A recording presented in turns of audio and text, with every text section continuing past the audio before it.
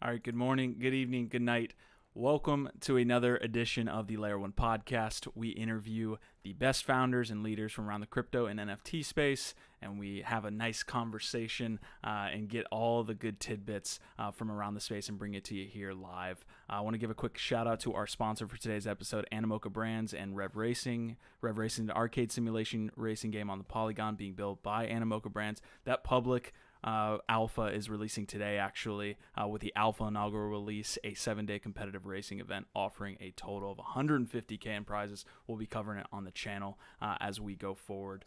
Guys, we have a good episode with Coinfund today. I am sitting here with Jake Brukhman.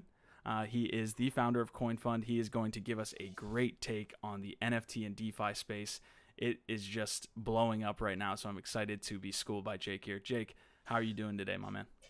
I'm doing so well today. Thanks for having me on the show, Q. It's my pleasure to be here and to talk about NFTs. I can't think of anything more fun. So true, and that's the reason they're getting adopted. So just to give a quick background on Coinfund, guys, Coinfund is an investment firm founded in 2015, based in Brooklyn, New York. They invest in venture and liquid opportunities within the blockchain sector, some within the NFT sector, of course, and they're focused on digital assets and decentralized technologies. So today we're going to talk again on that NFT DeFi synergy, the evolution within that, and maybe we'll make our way to DAOs. You guys recently led a venture funding round with Rarible. You launched a new fund that we'll get into. So the biggest question I have for you, though, comes from a tweet that I recently saw. Unpopular opinion: NFT avatars are like wearing a beanie baby on your face. What's going on there, man? You're not into the PFP projects here? I love the PFP projects. I do notice that we're losing a little bit of individuality when we practice some of these behaviors. So one of the really cool things for me around NFTs is actually how different they all are. And I think the other day I was like on a thread where, every single person had the same avatar for the same crypto punk because they participated in a crowdfunding for that punk. I mean, generally, I love to see it. I'm all for the adoption of NFTs, and so I think these behaviors are actually doing a lot of really interesting work in getting awareness out there. But I do also see like a little bit of a kind of overage right now of excitement around avatars. You're not saying we're a cult, are you? We All right, well, so we're going to get into your background here to start the episode. You founded Coinfund in 2015, which is like 10,000 years ago at this point in crypto time. Kind of want to get your background as you found crypto. You made your way to NFTs, but we definitely want to talk about back in the day when there was no such thing. So absolutely. Tell me a little bit about your background. Yeah, I'd be happy to. I attended Rutgers University and undergraduate. I studied mathematics and computer science. I had overall a 10-year career in basically fintech. I started out in quantitative trading and development in the hedge fund world. I got kind of sick of Wall Street at some point. Went over to Amazon. I was a technical product manager and engineer. Running a team in the ad tech space, and then later I was a CTO of a kind of a research company, one of the first alternative data firms for tech company research on Bloomberg. So I have a pretty technical background, but I'm actually quite a multidisciplinary guy. So all my life I've been not only doing science and math, I've been doing art and music, and I'm really a generalist in that sense. And someone said on Twitter the other day, this is really the era of the generalist. And so it's my era a little bit. Yeah, break that down a little bit. Just from a personal perspective, I've had all these awesome guests that are really good at just very specific things. Having someone on that's just good across the board, that's awesome. But I often feel a little bit inferior in my knowledge when I am taking that generalist approach, right? When I'm talking to someone super specific. Do you get that way when it comes to like being a generalist? Do you feel like maybe going more specific? I'm kind of dancing around the question, but hopefully you get my meaning. Well, I think it's I think it's about like where you could be a generalist and you can spend more time, in certain areas, right? Uh, and of course, I spend most of my day in blockchain technology, not creating art or creating music. Although I have some guitars hanging up here in my office, and so just because you're a generalist doesn't mean you cannot go deeper on certain topics, or doesn't mean that you can't be an expert. I think the main takeaway of generalists is that they're kind of a little bit more dangerous because they can bring in the view of a different discipline into what you're doing. And I would say, as a fund manager in crypto, that has had, that is a profoundly important skill as we've been evaluating blockchain technology and how it's evolved from the days of Bitcoin. If we had been experts solely in finance, we would have come in with a lot of prejudice around how these assets should behave, what they should do, how these markets should develop. And let me tell you, a lot of those heuristics have been blown out of the water by innovations in the blockchain space. And that innovation's happening at a lightning pace too. So you get caught stuck in an investment and that type of thesis, right? Over time. 100%. I think the property of being a crypto investor, right, is keeping up with that innovation curve.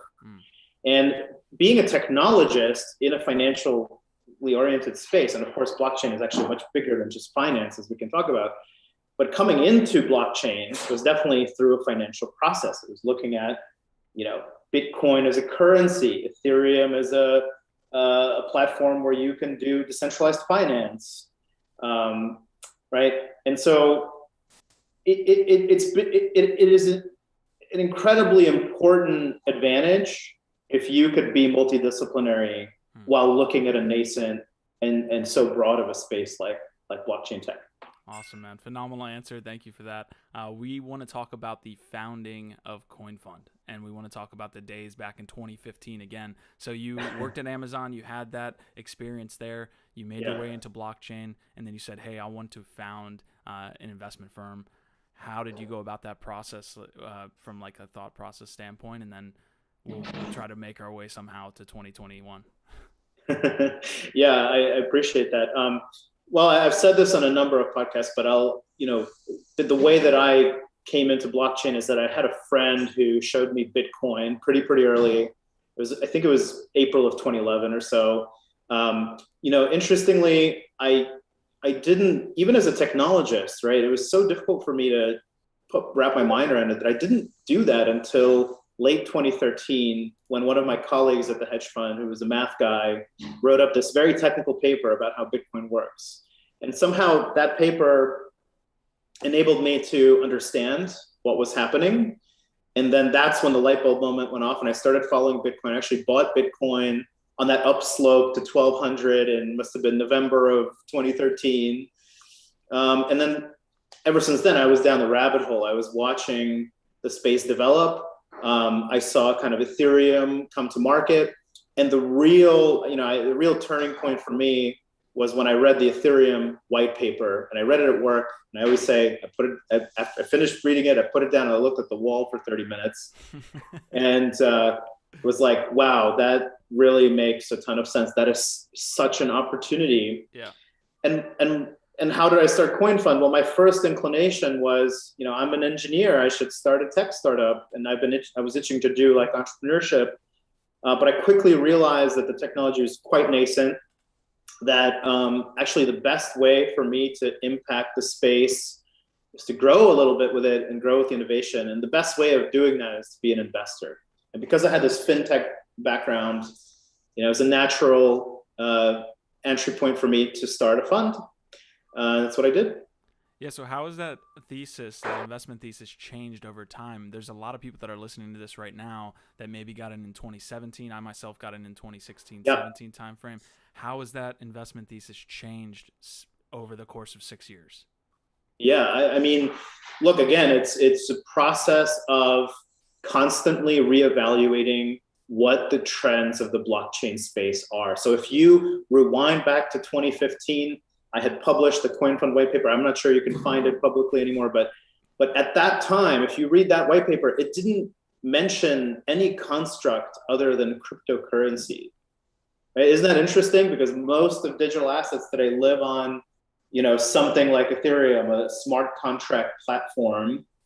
And that concept wasn't even in the market, really. Like, it wasn't widely adopted at all or socialized at all at that time. And, so I'll just tell you the high level, like the way that we think about it at Coinfund is we are quite good at technology. We are quite good at understanding what the technological trends are that are at play in our industry and in the development of these technologies. We look for the trends that we think are going to come to market and be huge sooner.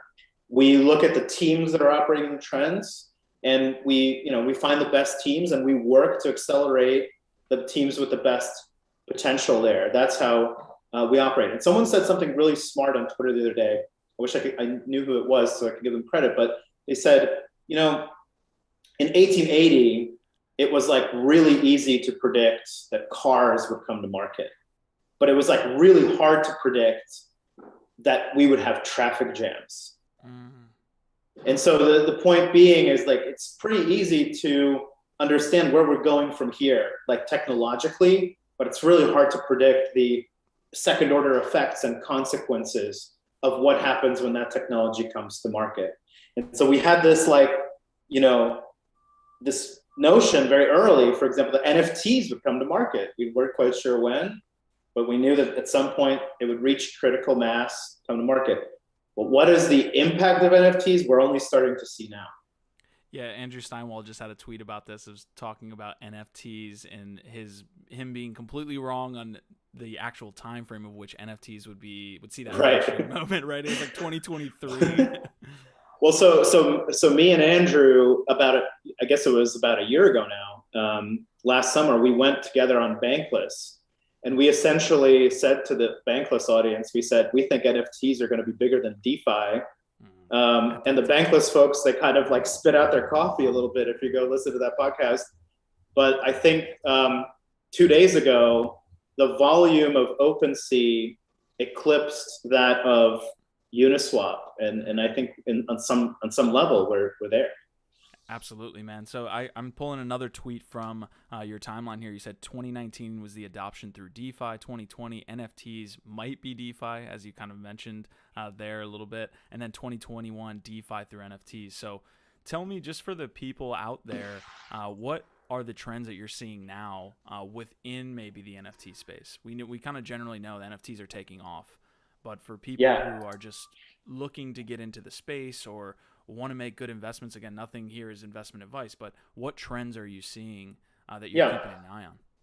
Well, it's so interesting, right? So, like, a lot of people had trouble with the NFT space and still continue to have trouble in the NFT space because the way that it gets socialized to them is that, hey, this is like digital art, this is collectibles. And then they sort of look at it and say, oh my God, how can this JPEG sell for $1 million or something? That seems beyond crazy. And the service that we do to ourselves when we frame NFTs as just digital art or just digital collectibles is that we're representing them as being this like subjectively valued asset class. And the way that I actually define NFTs is not almost like as assets themselves, but as the infrastructure for non-fungible assets. But non-fungible assets come in many different forms, right? They can be art, they could be collectibles, they could be in-game assets. But then if you start to walk that set of use cases further, you can imagine design assets being NFTs, like 3D models or fonts or icons or stock photos. You can imagine familiar media being NFTs. You can imagine kind of like an NFT giving you the right to the royalty stream of a movie or music. You know, you can fast forward 5 years and I think it will come sooner than that, but you know, you might be able to tokenize real estate interests. You might be able to tokenize the title of your car. And so to me, NFTs are not just art, not just collectibles. They are the infrastructure for non-fungible assets, which is an enormous class of assets. It covers so much. And so what's the next trend? Well, we call it the financialization of NFTs. It's us basically building out financial services, or DeFi, if you will, specifically for non-fungible assets. What does that look like? It looks like protocols where you can fractionalize NFTs and multiple people can own them. It looks like protocols where you could deposit NFTs as collateral and withdraw a loan of stablecoin or another digital asset, from that collateral. It looks like derivatives. There's this concept that one of our portfolio companies called Upshot is doing called synthetic NFTs. You might want to own crypto, the first crypto punk, but you don't own it, but you could still get exposure to its price movements using kind of a synthetic asset, and on and on and on. Let me pause there. No, definitely, man. I mean, there's a lot to break down there. I think the topic of that NFTs could be anything should be broken down, because there's all of these different sectors. I want to get your take on which maybe one you see kind of popping off here over the next year or two. Like you mentioned gaming assets, you mentioned artists, you mentioned all these things. But the topic of liquidity is always brought up. And you mentioned those financial products where, like a Uniquely or a Niftex, where you're able to trade shares of a crypto punk possibly, or things like this, where you can get access to that, where you typically wouldn't if you didn't have $1 million or anything like that.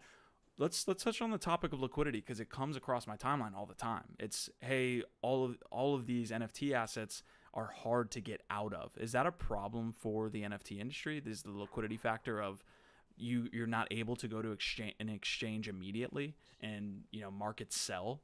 You almost like have that liquidity problem. Do you see that as a problem, or do you see that as a feature?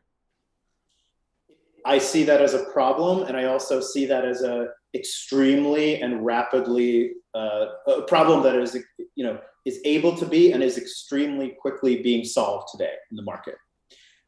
So historically, we're coming from this traditional view again of like collectibles or non-fungibles, and in traditional markets, the way that you create liquidity for those things is you need to find a buyer, you need to transact, you need a middleman to facilitate that transaction. That is, difficult, but we have tools for that today. We have Amazon, we have eBay, we have these kinds of marketplaces that enable us to do that. Now, people took that analogy to NFTs and they said, look, NFTs is kind of the digital version of that. And so you need, the digital version of those marketplaces, or just an appropriation of those marketplaces that deals with NFTs to create the same kind of mechanism. But look at what happened in fungibles, right? Like if you rewind, to 2017, it was actually quite difficult to get liquidity for a fungible token. Teams would wait a year to get listed on an exchange. Teams would pay millions of dollars to Asia to get listed on an exchange. And then in the summer of 2020, someone had the idea, can we apply a mechanism, a crypto economic mechanism, to solve the problem of liquidity? In other words, can we incentivize liquidity providers to provide liquidity? And the answer was yes. And this was enabled by decentralized exchanges like Uniswap and Balancer. And the mechanism was called liquidity mining. And suddenly you went from a world where you had to wait a year for reasonable liquidity in your token to you have to wait 24 hours and a liquidity mining program, and then you would have a few $1 million of daily volume, right? And this was just a step change in how fungible liquidity happened. So the insight is that we can actually do that in non-fungibles as well. We just need a different mechanism. And at the core of that mechanism is this idea of just how do we price these things? And that's a tough problem, right? There's things that are very fundamentally mathematically priced. Like if I told you, like, this is the royalty stream of a movie and it approximately makes this many dollars a year, right? Like there are very traditional cash flow models that allow you to price that. But if I say this is a subjective work of art by Dmitry Cherniak, and like you may or may not know who that is, right? Or why his work is important.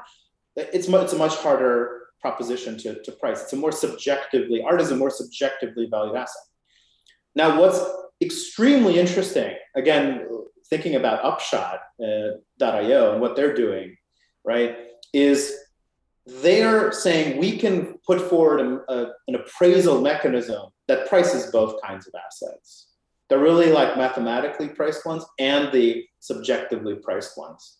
And as soon as you have a price feed for this asset, that is the foundation of NFT DeFi, right? It's like you can immediately basically engage smart contracts and create liquidity for it.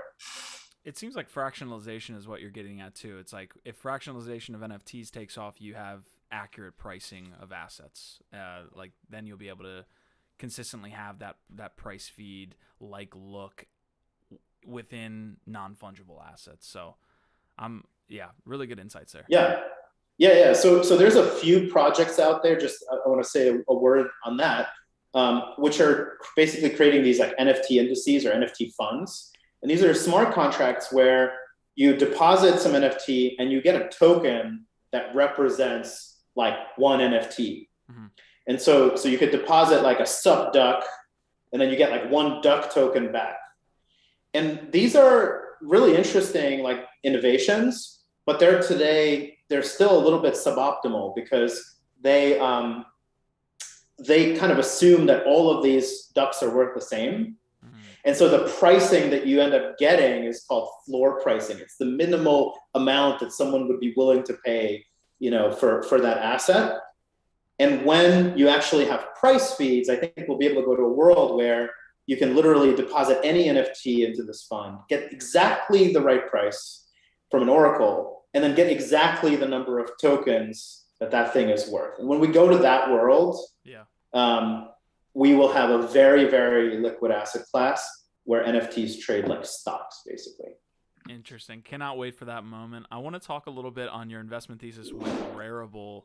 And you guys have had some talks I've seen come across your feed. I don't know if you guys taken an investment in Sushi, but there's this interesting piece you're touching on because you had the marketplace. You're talking about Opensea for the most part, and then you recently mentioned the launch of Uniswap. But you took investments in or are super involved in these other two competitors. Is that a conscious thought of saying like, hey, I want to invest in these upstart competitors and not the? Well, we think of investing, first and foremost in the trends around a category, and there are definitely projects where we'll take a very long-term venture view. We'll be very involved with the founders. We'll be very supportive. But there's no question that these folks have created incredible innovation in their areas, and so they're absolutely worth a mention. Also, remember, like Uni airdrop was an airdrop to everyone who actively participated in that network, and that includes individuals and probably funds as well who were doing active network participation and trading on DEXs. Now, going to Rarible, I think Rarible is an extremely interesting play in the NFT world, because what it's doing is it's recognizing that the marketplace sort of disposition in the NFT space is very different than the marketplace disposition in the traditional world. Here's what I mean. In the traditional world, marketplaces, they kind of create moats by doing this thing called network effect, because they basically attract a lot of buyers, a lot of sellers. But in essence, what they're doing is they're locking in inventory. They own the inventory of the marketplace. In NFT marketplaces, no one owns the inventory. NFTs are an open standard. And if I'm a creator who's created an NFT, I could sell it on multiple marketplaces simultaneously. It's actually true today. You can put a sell order on both Opensea and Rarible today. Because they're off chain, whoever transacts first on whatever marketplace, that's who gets the commission, right? And so there's no inventory lock-in for these marketplaces. So how do these marketplaces compete? Well, today there's still so much user experience and infrastructure build out. We need better price feeds. We need metrics. We need price history. We need aggregation of all the venues of liquidity where this thing might have traded, right? And none of that is there. We're all so early in this space. But in the long term, we need some kind of network effect to be, to be competitive. And I think the reason why Rarible is such an interesting approach is because what they're saying is we're going to create a protocol for NFT issuance and exchange. And this will be a decentralized protocol that will actually pay through its liquidity mining program the participants, the front ends that build on this protocol. The front ends are issuance platforms very often, right? They're the places that you go to mint NFTs. And so they're almost like the analogs of liquidity providers. They're creating NFTs and putting that inventory into the protocol. By doing that, the protocol can also offer some really important features like royalties. If you're familiar with the crypto art world, you know that like almost no crypto art person will even think about transacting on a platform that doesn't respect secondary market royalties. But the problem is there's no standard for royalties like at all. If you go to one platform and and you mint your NFT there, you might have to transact on that platform to receive a royalty.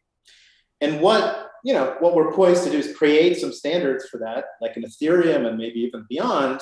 But there's no unified protocol today where royalties, can be respected in that way. And that's part of what Rarible is trying to do. Yeah, we cover the volume statistics and kind of the competition there, if you will, between Opensea and Rarible, and I think you guys are offering some cool features. It seems like it is Rarible is to Opensea almost like what Sushiswap is to Uniswap, and I'm wondering what are the features that that Rarible has coming besides the token features with incentivizing liquidity on that platform with tokens. What are some other features that are going to make Rarible bridge that gap there with Opensea? I'm interested in that because I think we could use that competition more and more in the space. Yeah, I mean, I think broadly there's a push among NFT facing kind of applications and marketplaces to surface more data, right? Like you see a lot of GMV happening right now. It's mostly on the back of these avatar series. You see websites with metrics popping up like Crypto Slam, and you see floor pricing websites like Rarity Tools and WGMI.io, right? And so there's this general push to increase the visibility into what we're doing. And it's just something that most of these platforms they'll implement. They'll index the NFTs. They'll show you the pricing history. They'll kind of aggregate where all the liquidity is across marketplaces. I think Rarible.com will do the same. What not everybody is working on, though, is what are the crypto native models that support these marketplaces? Can they be community owned, or are they owned by venture capitalists? Can they be community governed? Can they create unique mechanisms and incentivize folks to come to that platform and transact? And actually, Rarible in August of 2020 last year, they put in something like an $8 or $9 million month in terms of GMV, which was the largest GMV month basically to date. And the reason that they were able to do that is because they were able to create this incentive program with Rari token. Mm-hmm. So we don't see like a lot of competition today on this idea of like using token incentives to compete as protocols in the NFT space. Most people have taken a Web 2 kind of marketplace approach. Interesting, man. Okay, so I want to touch on one thing within the NFT space. I do want to get to DAOs and a little bit of DeFi. If you had to choose a vertical or the top 3 verticals within the next year to 2 years, what does that look like? Is it going to be art with the generative kind of evolution? Is it going to be gaming? Is it going to be sports? Is it going to be anything I'm leaving off of here? What are these top little niche industries within the NFT space that you're betting on heavily? Yeah, well, I think there's actually, like, while you're totally right that we've now kind of gone to mainstream market and we're now like in front of customers out there in the world, I actually think there's a lot of infrastructure that is yet to be built. So these these issuance and exchange protocols like Rarible. There's a lot of kind of open space there. There is things like curation, right? So there's a few projects going for kind of crypto native audiences, and like once I get the NFTs, like how do I show them off? How do I curate them for my audience?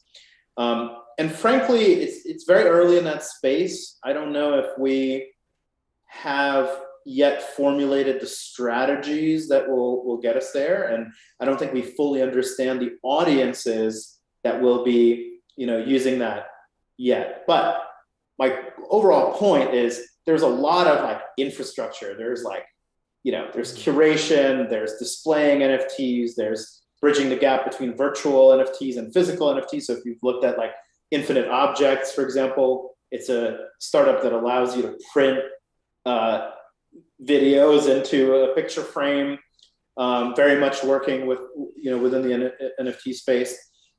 And so there's a lot of infrastructural work to be done. There's a lot of standards work to be done. And then on the go-to-market side, I think it's a little bit about bridging the gap to mainstream users. One of the best companies that has demonstrated this has been Dapper Labs, which is one of our portfolio companies. And their product NBA Top Shot, my star metric here is there was like a day when Top Shot put in $38 million of GMV in a single day, coming primarily from mainstream users. And the way that they've been able to do that is they've been able to create, a low friction Web 2 style experience, get a bunch of mainstream users into that platform, and over time can educate that user base about the benefits and core value propositions of being on a blockchain, of decentralization, of owning your assets in a strong internet native way, right? So I do think like there's a lot of work to be done kind of in creating those easy to use experiences for mainstream audience. And we're starting to see that in the market. We're starting to make more investments in those kinds of opportunities as well. That's amazing. Dapper Labs has from the start been a pioneer, right? They launched CryptoKitties back in the day. I remember trading CryptoKitties in the ICO alert office with my friends, and just that was the light bulb moment in NFTs for me. Top Shot almost suffered from their own kind of success, right? I remember being 200,000th in line for some of these drops, and then like your interest kind of fades when you don't get any access to these drops. How, if we're going to be, getting into the collectible space and Dapper Labs seeing that user adoption and Top Shot seeing that user adoption, have they solved this issue of like collectibles and being able to incentivize the right ways? I feel like they almost, it just became unusable at some point to me from a collector standpoint. So you're kind of saying that there's a lot of infrastructure or user experience optimization to be done. I mean, I think you're totally right. Look, a lot of these projects are on a process of constantly improving. This is just a natural process in tech. Mm-hmm. There's a bunch of projects that are on a process of like gradual decentralization. And I know that approach has been like a little bit controversial, like in blockchain in the past, but I think for really bad reasons. Like my take is when you are deploying, a decentralized network, you want to be doing that responsibly. You're deploying like highly nascent, like poorly understood, very impactful, very powerful, and potentially dangerous technology. And you want to have the ability sometimes to, react in an emergency or forestall a hack. Like we just had a $611 million hack yesterday in one of these protocols. Right. And so, my take is that, yes, there are going to be issues along those software development life cycles, but as an investor, my view is always long-term. My view is like, where is this trend going? And I'm not worried about the tech. The tech is something, it's the most fixable problem in all of these scenarios. Love it. It's funny to see the Bitcoin maxis attack ETH maxis, and then ETH maxis become the Bitcoin maxis, essentially, like from the mindset of attacking flow. It's like, do you see what we're doing here? We're bringing NFTs mainstream, and It is funny to watch from the outside, being a generalist, as you mentioned early in the episode. So you mentioned before we went live this new fund, this third fund that you guys are launching, I believe $300 million. Do you want to kind of mention that in detail and what you guys have planned for that fund? Yeah, well, absolutely. So broadly speaking, we are a multi-strategy firm. So we're not just a VC. We don't just have one VC fund. This is actually our third VC fund. We also have a liquid strategy, which is led by Seth Gins, our head of liquid investments at Coinfund. That's called Coinfund Liquid Opportunities. We are now working on our NFT strategy as well. That's called Metaversal. We'll be coming to market fairly soon. And so in this fund, we are focusing on what I would call kind of early mainstream adoption of blockchain technology. So if you think about how our funds, have sort of progressed, like our very, very first fund was sort of like the world beyond Bitcoin. Like what other blockchain technologies are there, outside of Bitcoin? Our second fund, which launched in 2018 in partnership with the partners of Venrock, that was more like, what's the world beyond ICOs? Can we find protocols that are generating fundamental value? And we found those protocols in the DeFi summer of 2020, right? We generated billions and billions of dollars of cash flows within those protocols. And so this fund is really starting to see founders, going and actually taking this technology to market. Now, you said some of the audience here might have joined in 2017, right? What I saw as an investor in the space in 2017 is that all the hullabaloo around ICOs attracted like very experienced entrepreneurs, like what we call Web 2 founders, to the space. They came to the space, they wanted to build products. What they realized, there wasn't enough infrastructure to actually take products to market. Like we just couldn't do it. Like we had these wallets, but they didn't work well. There was this huge barrier to entry for mainstream users where they needed to buy Ether to use a DApp, and a slew of problems. And so that early wave of Web 2 founders actually didn't sustain itself. They tried to build stuff and then they left. And what happened was this 2-year bear market, 2018, 2019, where prices seemed down, everything seemed really depressed. What was actually happening is a lot of the engineers and entrepreneurs and founders on the ground were building the infrastructure that is now very mature. There's now a lot of onboarding technology. There's not a lot of scalability technology. There's a lot of interoperability technology. And the Web 2 entrepreneurs that are coming into the space now are actually finding ways of coming to market. And, that makes me extremely bullish on the industry. It seems like everybody that's like the smartest person in crypto is in the DAO space. Like everyone that's involved in DAOs is just like next level. Like they understand that that's kind of where we're headed, DAOs and social tokens. We have a social token at LADZ City, but it just seems like this is the next thing in a couple of years, right? When that infrastructure, DAO, you want to talk about bad infrastructure? DAO infrastructure is terrible from the tooling perspective, like trying to get all this stuff together, and it was worse a year ago, but it's getting better. Tell me about this. Go ahead. So maybe if you permit me to ask you a question. Oh man.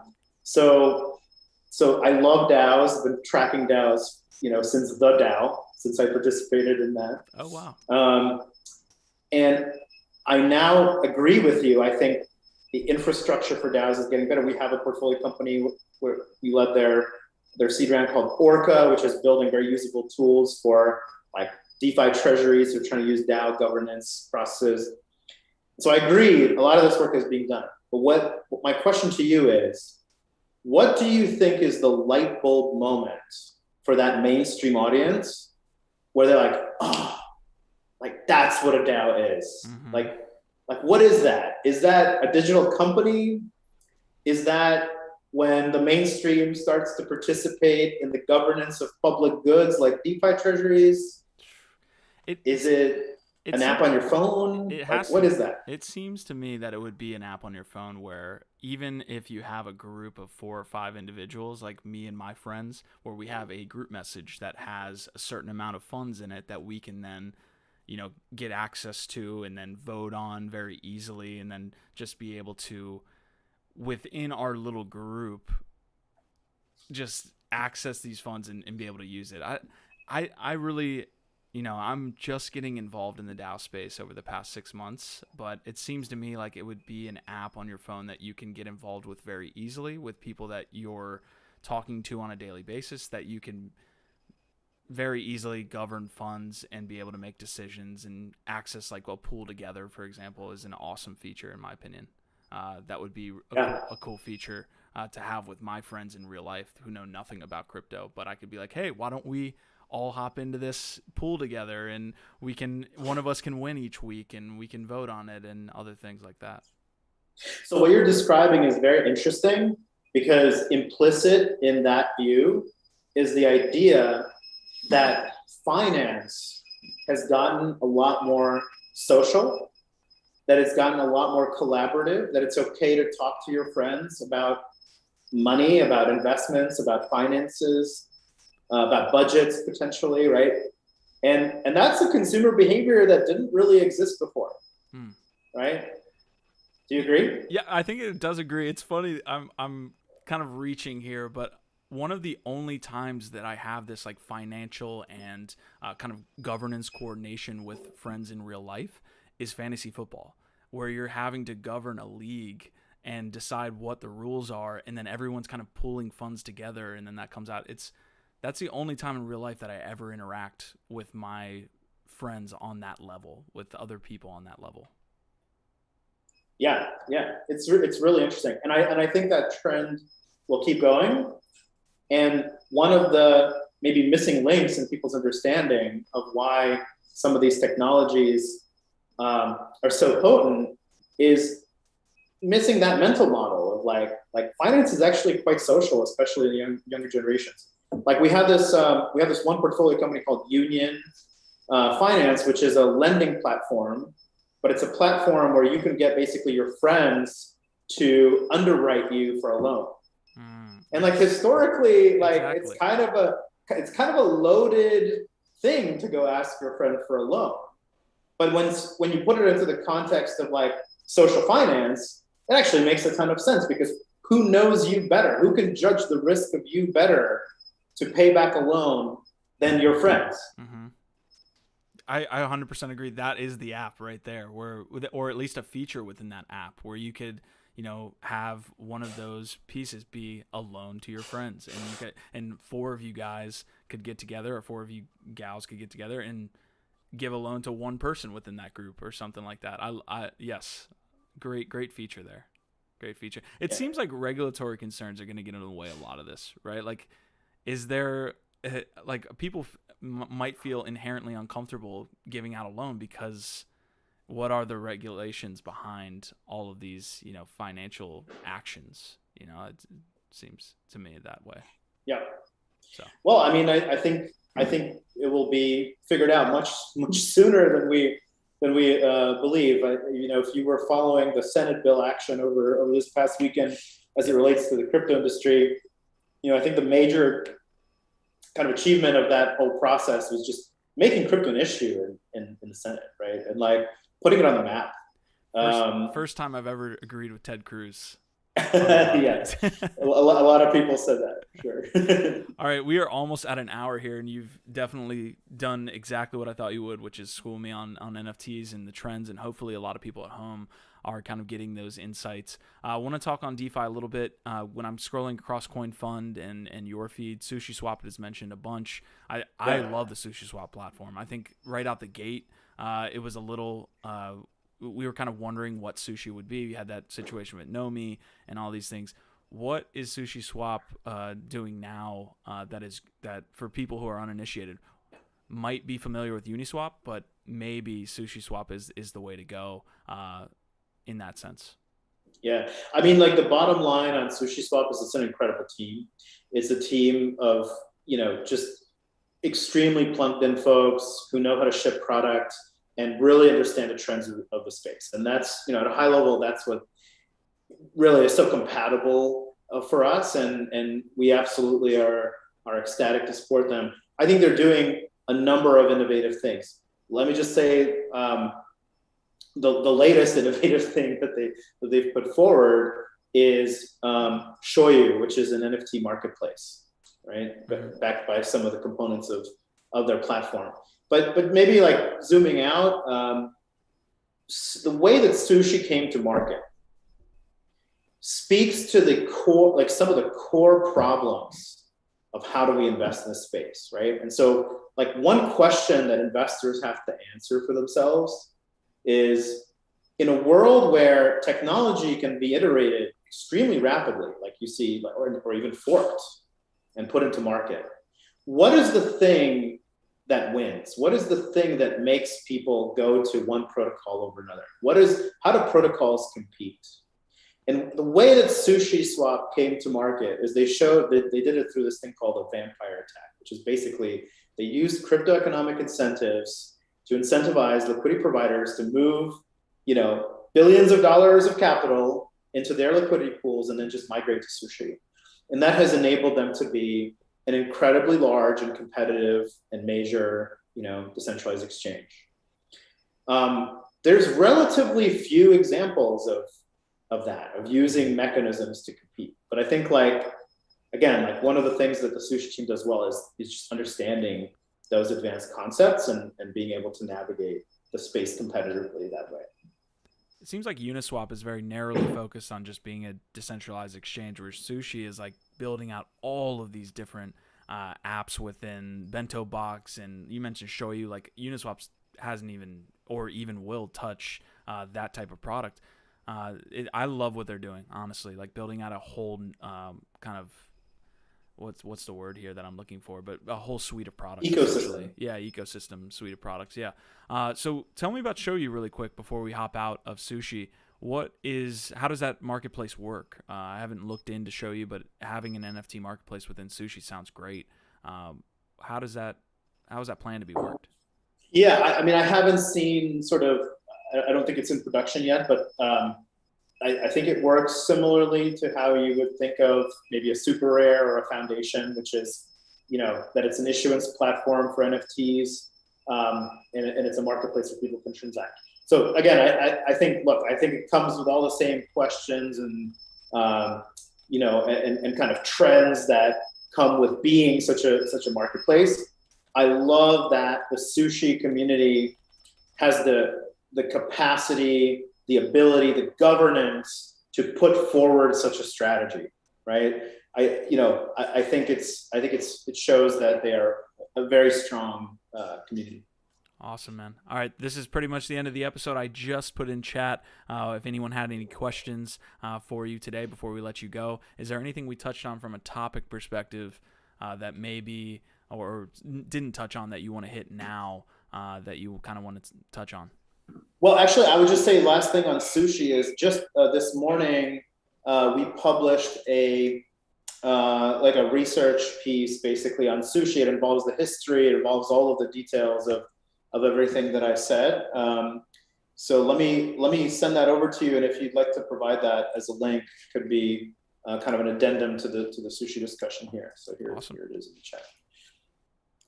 Awesome. I got that for the chat. We're still waiting on questions. But Jake, phenomenal episode, man. You've really laid it down. DAOs, DP actually has a question. It just came in. He says, are you hiring? Actually, we are hiring across a number of roles at Coinfund.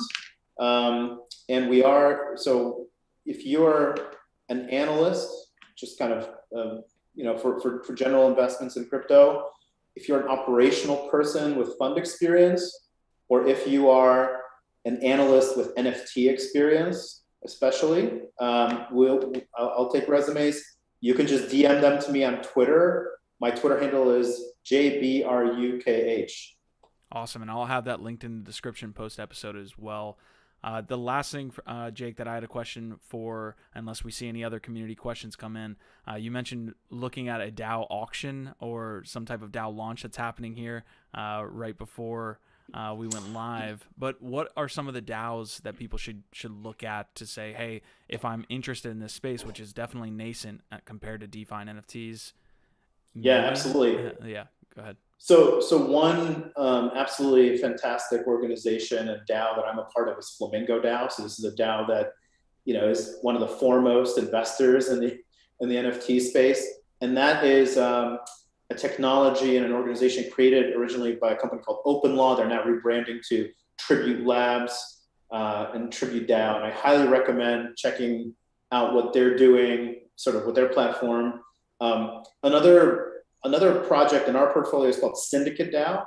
I think these guys are just incredible product iterators and researchers, and they're really trying to understand, like, how I asked you the questions, like, what's that light bulb moment for mainstream users?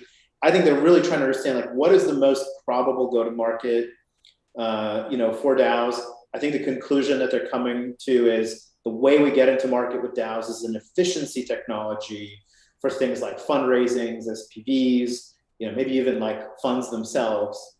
And they're just incredibly advanced in their thinking on how to go to market with that. So I'm excited about what they're doing. Their launch is imminent as well. Awesome. Great recommendation there. We had another comment come from the community mentioning your question on when that light bulb moment is happening. The comment, it comes from DP. He says, I think the light bulb moment will come when a young company is innovative enough to actually try running an organization through a DAO and it works. Yeah, well, to be fair, there's a lot of organizations that run on DAOs today. There's many DAOs. In fact, if you go to DeepDAO, I think .io, there's a whole list of DAOs and just the general space, like assets under management that they manage, and that number has been as high as $1 billion already. Now, so I appreciate that comment. I think the real moonshot will be when one of these DAO organizations becomes big. Like when it like goes public on the New York Stock Exchange, and it'll be like the first time that's ever happened, or just creates like an enormous amount of value. Yeah, that is a day that we are all looking forward to. But with this infrastructure bill and all these things that are happening in the U.S., it seems a long way off from the regulators allowing that to happen. So I'm extremely bullish on the space, but this infrastructure bill definitely like kind of makes you think. It's like that. Yeah. So you're absolutely right. But I'll tell you, like, my experience has always been, these innovations sort of come to market like sooner than we think. So maybe not tomorrow, but day after tomorrow. 100%. All right, book recommendation for the people out there. It could be crypto, non-crypto, just any book recommendation you have for the viewers. Yeah, actually, so there's this really interesting concept that I have been studying called preference falsification, and it was introduced by an economist. His name is Timur Kuran, and the book is called Private Truths, Public Lies. It's really interesting, like, taking the lens of that. Of that argument as we study how crypto is being socialized and being adopted and kind of converging with the mainstream world. And sort of the concept of preference falsification is this idea that sometimes in systems that are in equilibrium, like, we have one kind of real preference and the preference that we actually show publicly. And those preferences might not necessarily be the same. So when they're not the same, it creates kind of suboptimalities that we can potentially fix with blockchain technology. Amazing recommendation there, man. Thank you so much for coming on today's episode of the Layer 1 podcast. Again, guys, we had Jake Brukhman, founder of Coinfund. He laid it down, gave you all the info on NFTs, DeFi, DAOs. Hopefully you guys found this interview very entertaining and very informative. So again, Jake, thanks for coming on today. Thanks, Q. Awesome questions, and thanks for having me.